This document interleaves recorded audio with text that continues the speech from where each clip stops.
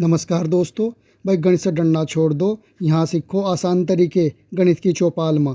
तो आपका स्वागत है यहाँ भाई। मैथ वाला भाई आपके साथ है और फिर लेकर आया आज एक ऐसी ट्रिक जो आपका गणित बदल देगी। ठीक है, तो शुरू करते हैं। भैया शॉर्ट ट्रिक में मानसिक गुणन में सबसे पहले एक बात ध्यान रखनी है कि अगर कहीं भी दो अंकों की संख्या प्राप्त हो रही है, जैसे ये ए बी है, इसमें बी इकाई का अंक है, ए दहाई का अंक है, तो इकाई के अंक को हमें लिखना है और जो दहाई का अंक है वो हमें कैरी फॉरवर्ड करना है, वो हमें हासिल के रूप में लेना है। तो अब हम यहाँ शुरू कर रहे हैं भाई 92 से 11 की गुणा। तो सबसे पहला भाई 2 है ये, ठीक है, 2 को लिख दिया हमने जो का तो। फिर हमने क्या किया, 9 में 2 को जोड़ा, है ना, तो 11 आ गया। 11 में एक यहाँ कैरी लिख दिया नीचे, ठीक है। अब 9 है, अब इसे इधर फिर जोड़ेंगे तो यहाँ 0 अज्यूम कर लेंगे, ठीक है। तो यहाँ 9 में जब 0 जोड़ेंगे तो 9 आवेगा और ये यहाँ 9 लिख दिया हमने, ठीक है। अब 9 लिखने के बाद अब क्या करेंगे हम, ये सारा का सारा मेंटल कैलकुलेशन यहीं के यहीं हो सका। 2 लिख दिया, ये 1 लिख दिया और ये एक जो कैरी था, है ना, ये जोड़ दिया इसमें। 9 और 1 10 हो गए, ठीक है। अब इसके बाद क्या करना है, दूसरे का देखते हैं हम कि 2 लिख दिया, ठीक है। फिर 2 और 6 8 लिख दिया, है ना।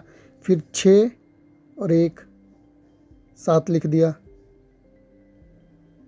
फिर 1 और 5 6 लिख दिया। अब भाई 5 के इधर कुछ है नहीं तो 0 इमेजिन कर लो, है ना, या इसे जो का तो भी लिख सका, ठीक है, कोई दिक्कत नहीं है उसमें। अब इसके बाद इसे देखो, यहाँ ये कैरी वाली प्रॉब्लम है। 2 लिख दिया, जैसा अब 9 और 2 11 हो, है ना भाई। 9 में 2 जोड़ा 11, 11 में 1 यहाँ लिख दिया, 1 नीचे लिख दिया, हमने कैरी बना दिया उसे, ठीक है। फिर 9 में 8 17 लिख दो भाई, 17 यहाँ और क्या लो, एक कैरी, है ना। फिर 8 और 6 14, यानी 4 लिख दिया, 1 नीचे कैरी, है ना। फिर 6 और 5 11, एक कैरी, है ना। फिर 5 और 0 5।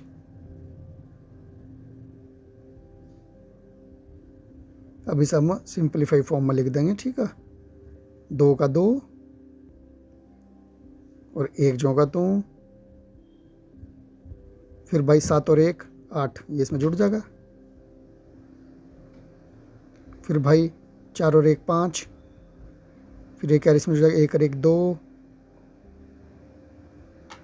फिर 5 और 1 6, बस हो गया, ये आंसर है हमारा। अब इसे नीचे वाला देखो,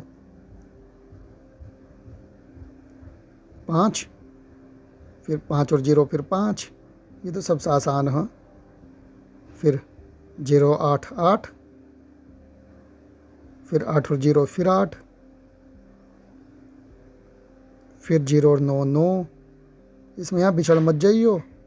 फिर 9 और यहाँ 0 इमेजिन कर लिया या 9 का 9 ही रख दिया, ठीक है।